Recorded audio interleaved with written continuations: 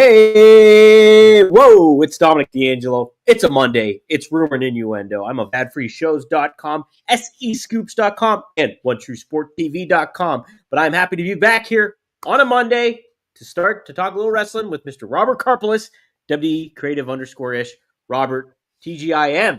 Happy Monday. Yeah, it's Monday. That's for damn sure. It's nice to have you back. I know on Friday we had Kevin Kellum on, which was a lot of fun. We got to talk a little bit of Chapel Roan, which tends to wind up happening while he's on there. A little bit of Matt Riddle, a little bit of the Chicago wrestling world and the Chicago music world. None of that stuff's going to be happening today. We are here to talk SmackDown. We're going to talk a new title. We're going to talk Raw preview. We're going to start off today. It is Veterans Day here in the United States, so I think we would be remiss if we don't start giving a shout out to all the veterans out there who are listening to this. Thank you for your service.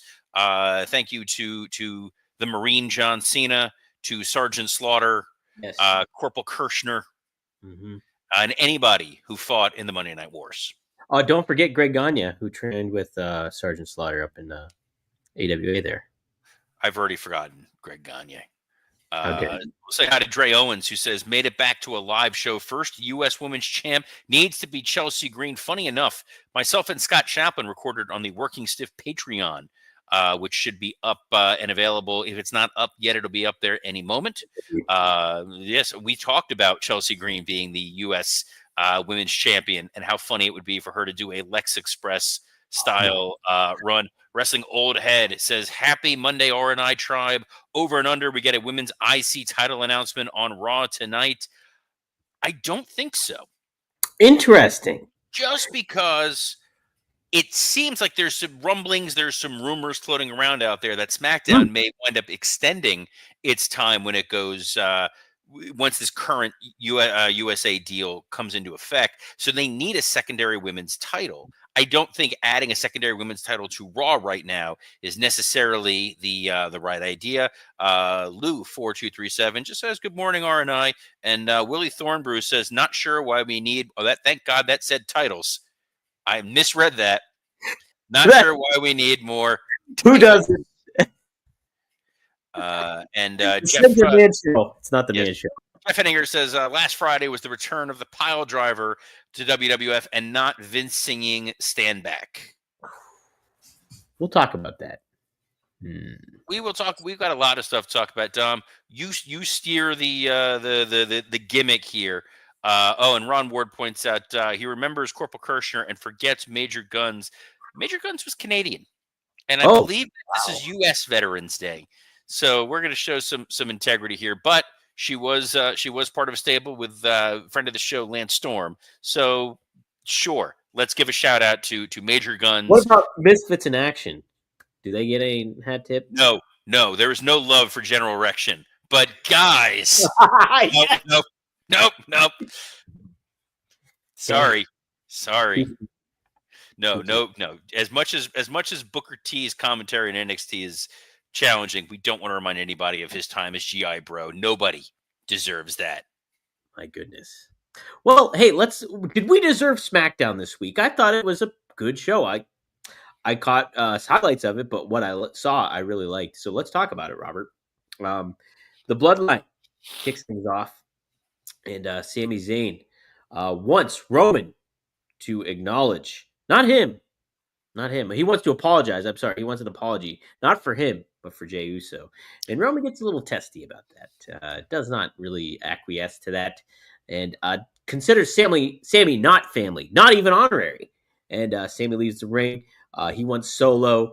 We'll get that later on. But what did you think of this opening segment, Robert, and the setup of all this? And Roman kind of still being that tribal chief kind of heel identity too, blended in.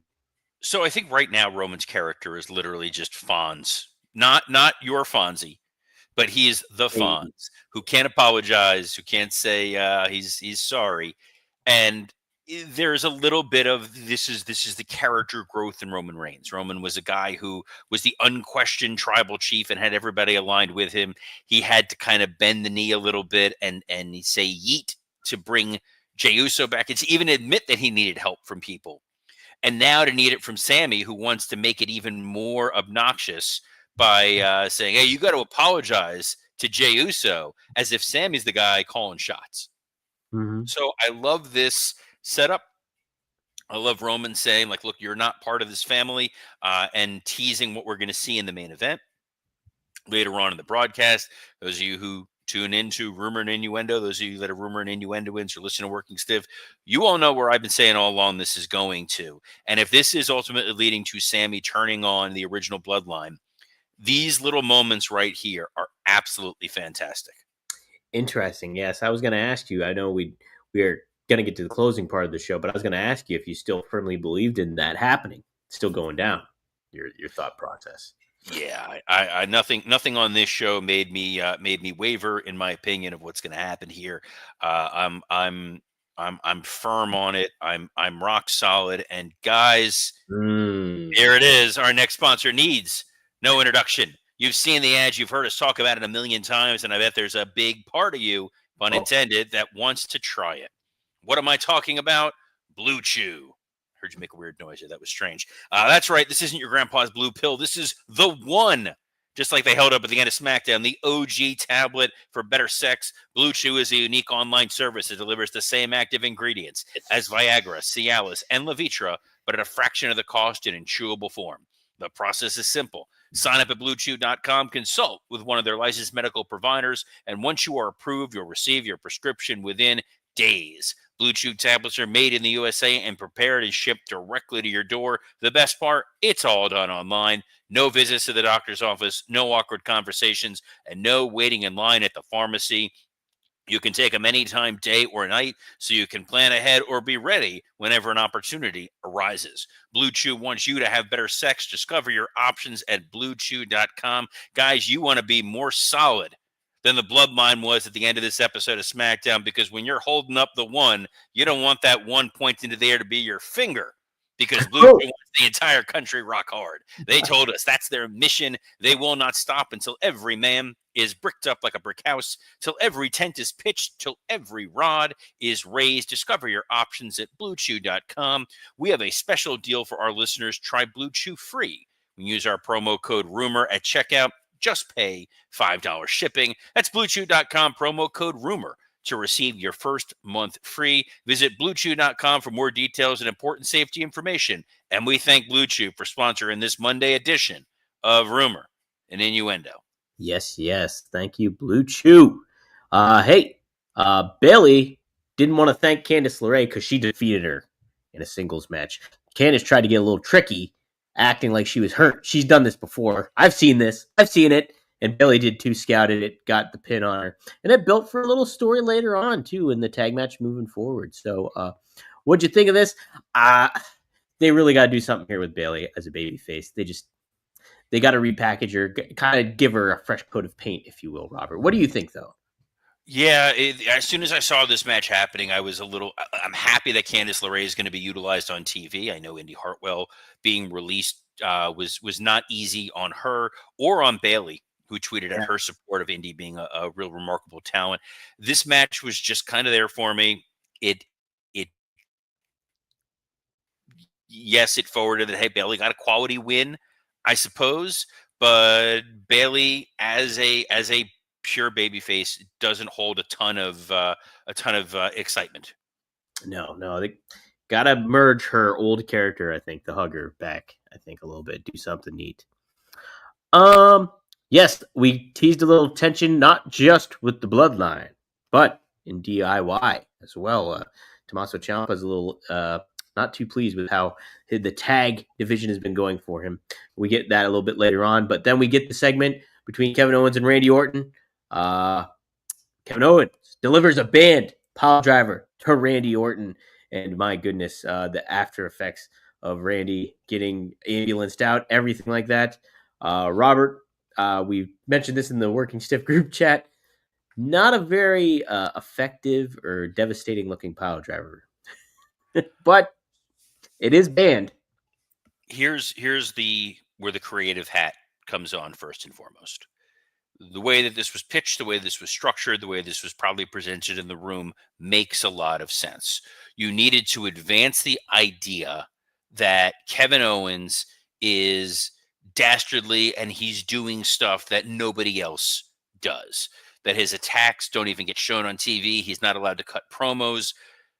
WWE banned the pile driver. They banned it in real life because partially it is a dangerous move. It's something that can be executed safely like any other pro wrestling move, but it is a move where it is very person specific and opponent specific.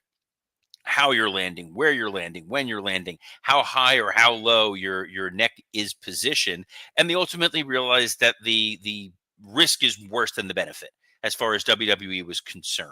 That the way that people's necks were being compressed, the risk of genuine paralysis, even if it is remote, they're like, look, there's plenty of other stuff we can do. Maybe we just don't need the pile driver. So in WWE world, it is a banned move. In WWE world, Randy Orton's punt can kill you, essentially. Yes. I can watch a guy get put through a table, lit on fire, and then hit in the head with a chair, and he's back on TV the next week. But if he got hit with that punt, he could be off television for 7-8 months. Mm-hmm. Suspension of disbelief here. So the idea that Owens would do a band move to a guy with the back issues that he has, and then you need the EMTs and all that, totally get it. Love that creative, sold. In terms of execution, it was a little bit like watching someone put a newborn down into their crib. It really was. You also, to those of you who are like really upset about it, two things to keep in mind. Number one, if they would have gone the other direction and tried to really sell this, do you want to risk permanently injuring Randy Orton? No. Absolutely not. Number two, we know that one of the best assets WWE has is their production team, are the folks behind the scenes who will make this in all video packages going forward look truly devastating.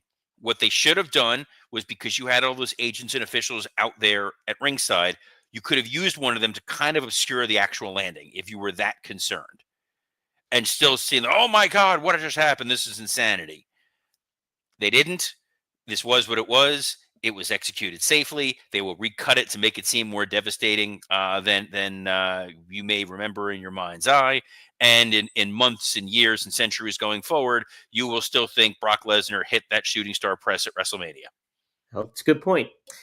Yeah, I would have been. You mentioned the punt, and we mentioned this in the group text too. I would have been all for Kevin Owens actually bringing back the punt, because since that's Randy Orton's move, he brings that band move back in, and then that tells a story further on. You can get eventually a Randy Orton heel turn out of it because you open Pandora's box, the punt is back, and the evil Randy is back. Go up against Cody. I think that would have been a good way to set the storyline, but.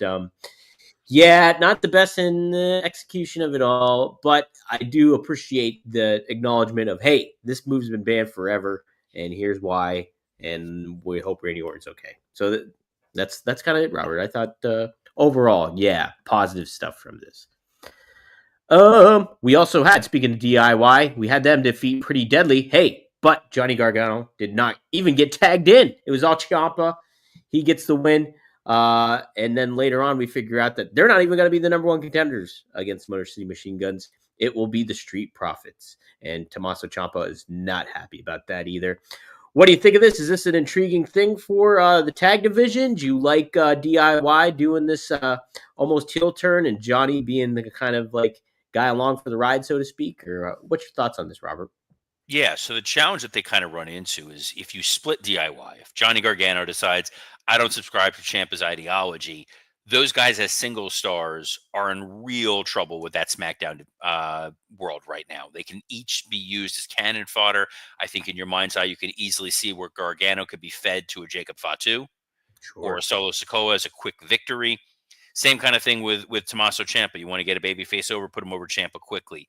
If they are a heel unit, and they have a chance to really open things up a little bit, I think those guys and the Motor City Machine Guns having a little bit of a rivalry for several weeks or so, that's going to be really good quality television. Gargano was always an entertaining heel. Ciampa's a great heel. Their response as baby faces of late has been somewhat muted. So I think a deeply personal rivalry with the Motor City Machine Guns and DIY kind of benefits all parties. I'm with you. I think that's the way to handle this.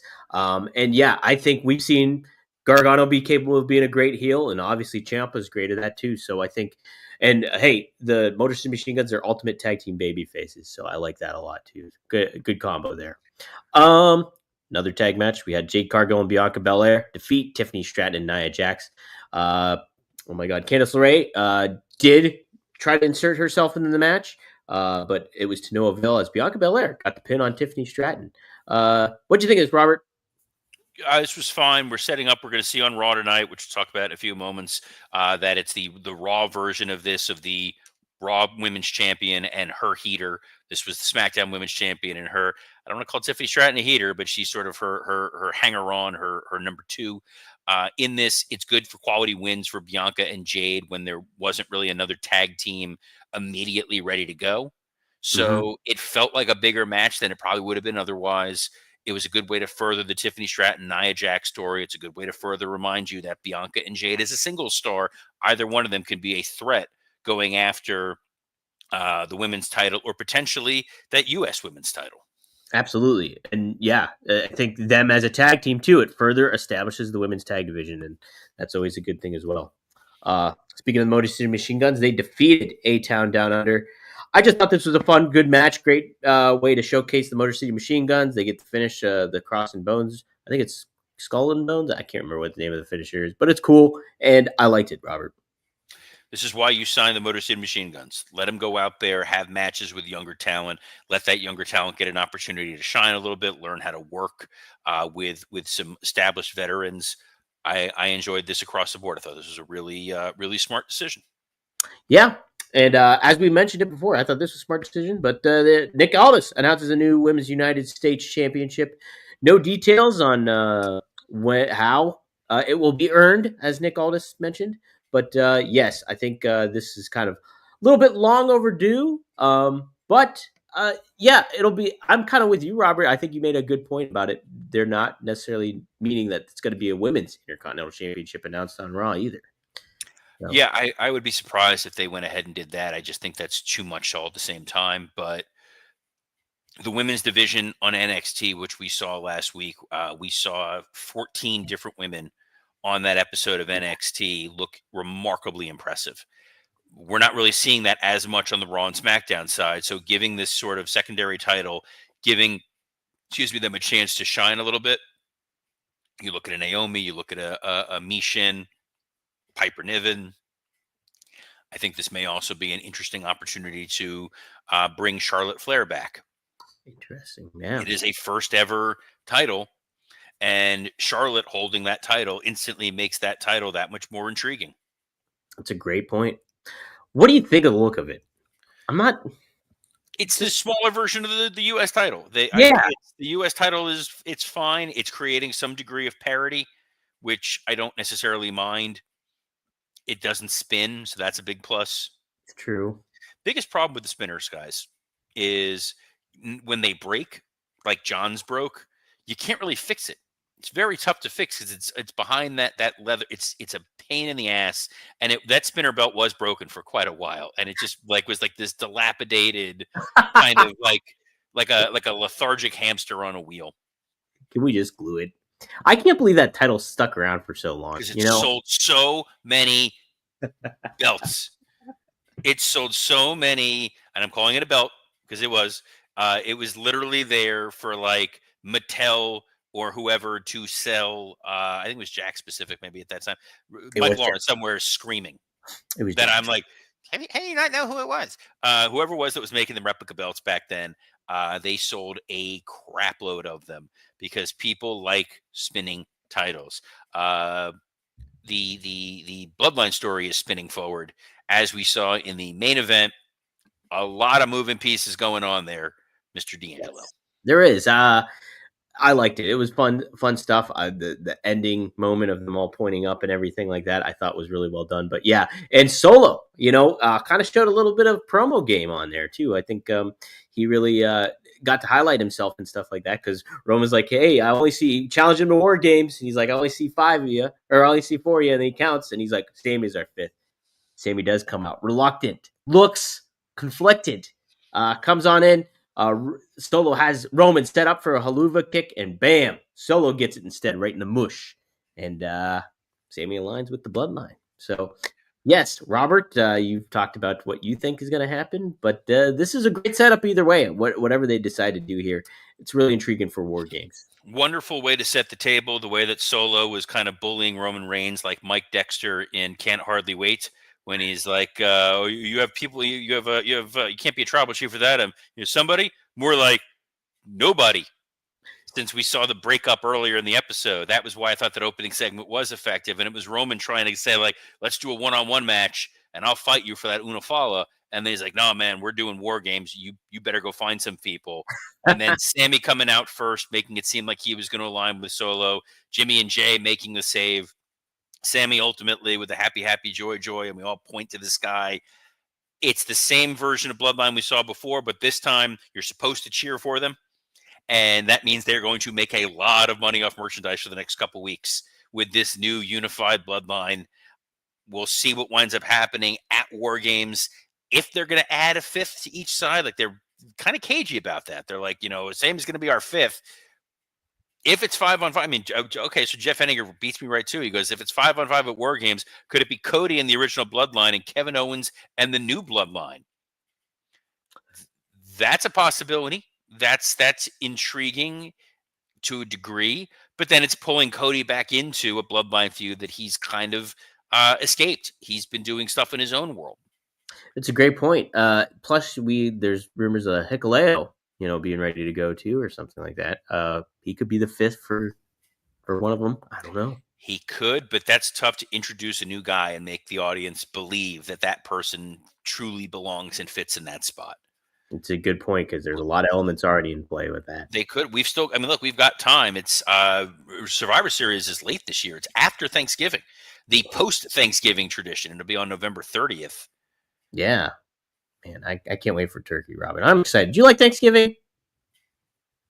Yeah. Thanksgiving is Thanksgiving is. I'm excited. It's coming up in a couple weeks. I'm actually going to the Macy's parade, so that'll be a lot of fun. Wow. I've done it a couple years previously. I have family that live in New York, so we're all going to do a big Thanksgiving dinner. That'll be a hell of a lot of fun, and it's a chance for me to sit down and watch. Every year, I watch on Thanksgiving. I watch Home Alone. Do you really? That has been my tradition going way, way back when they used to have Black Friday sales that actually mattered. As a little kid on NBC, the night of Thanksgiving, they would always air Home Alone, starting like the year after it came out, to promote the Sears Black Friday.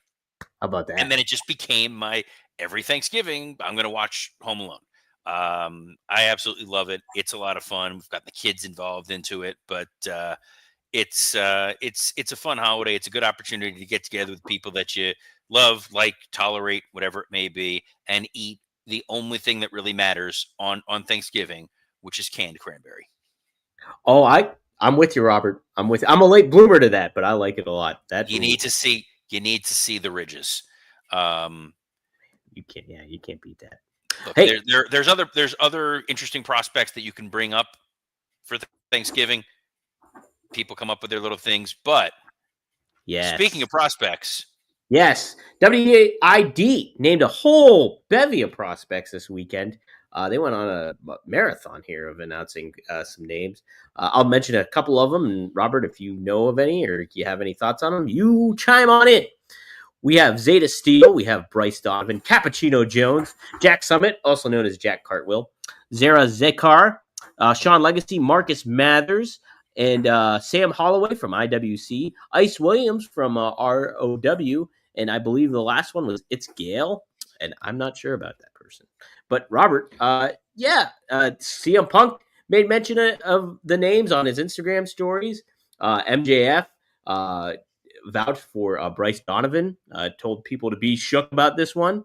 So, any thoughts about these prospects and these initial announcements here going on? Not super familiar with a lot of them, but I'm excited that they're now getting this opportunity. And this is what the WWID program is for. It's kind of, these are folks that we're going to keep an eye on, that we're going to look at. We're going to make sure that they have the opportunity to be trained properly, have the opportunity to in some degree, be financially compensated to continue working and honing their craft until such time as they feel they are ready to bring them into NXT, into the Performance Center. And then this winds up helping those independent promotions with which they are working, because now you're able to advertise a WWE ID prospect is going to be at this local show, which helps grow local promotions, helps grow regional awareness, and then people go and see them, and then they will follow their journey as they go into NXT, as they're on the CW, and as they become Raw and SmackDown superstars. Yeah, it's a really, really cool idea. And it's, WWE spreading their tentacles out and making the most of this, from the NIL program to this. And yes, some of the names I'm already familiar with, from Marcus Mathers to Zeta Steele, Sam Holloway, who I just saw this past weekend compete on the same card as my degenerate brother Marcus. So So the countdown is on, and so Marcus D'Angelo is part of the WWID. He may just skip the line. He might. He may enter the Rumble as the surprise entrant. But you know who's been a surprise entrant in the Royal Rumble a number of times? It's Mr. Rob Van Dam. That's right, guys. So, kind of a special announcement for today's episode of One of a Kind with RVD. Rob and I did not get a chance to record, but I did record an interview with Bret the Hitman Hart. We talked for an hour and a half about the legacy of Leo Burke, a Stampede wrestling veteran up there, and Bret has high praise for him. Talked about the influence from Edge, Christian, Ken Shamrock, Mark Henry. The list goes on with Leo Burke, and the master of ring psychology. So we talked for a whole hour and a half. That will drop on the podcast feed today. You can go check out, just subscribe to One of a Kind with RVD on any of your podcast feeds of choice, and that'll be there. But it'll also be up at 3 p.m. on OneTrueSportTV.com. So got to chat with Bret last week, and that was a lot of fun. So be sure to check it out. So he gives some added insight, too, about WrestleMania 13, about SummerSlam 92, Ken Shamrock getting into WWE, and the heat that he had with Shawn Michaels. So some interesting stuff. Be sure to check it out. So, Robert, you got working stiff. Yes, would have loved to have known Bret's thoughts on Greg Gagne, but I name dropped Greg Gagne during so there we go. He's no Bruce, or he's no Smith Hart. Sad Bret rattling off people's names is always going to be fun. What was also fun was myself and Scott Chapin recording Working Stiff. The main show is up now wherever you get audio versions. You can get the same audio version of this show, Rumor and Innuendo, every Monday through Friday at noon Eastern, in case you miss us live, where we're on a plethora of platforms. For some reason, one of them not up today, which is the Working Stiff YouTube page. Oh, not really? Sure why. Way to go. Damn it, dumb. But yes, we're on YouTube, on ad-free shows, Rumor and Innuendo, and on X, on the WWE Creative _ISH X account, as well as the SE Scoops X account. We are always so appreciative of the plethora of you who join, plethora twice in one promo, who join us live in the chat. And those of you that catch us later, we appreciate anything you guys do to help this show grow. Write a review, give it 5 stars, help that algorithm. Tell a friend, tell an enemy, build that bridge to someone you haven't spoken to in a while. Reach out to them and say, hey, I know we haven't gotten along in a long time, but you should go check out Rumor and Innuendo. It's a good time every Monday through Friday at noon Eastern. We will be back here tomorrow to talk all things Monday Night Raw and some of the other happenings in the world of pro wrestling. So on behalf of the pantomiming Dominic D'Angelo, I'm Robert Karpelis. Best of luck in your future endeavors. Robert, you're my United States champion.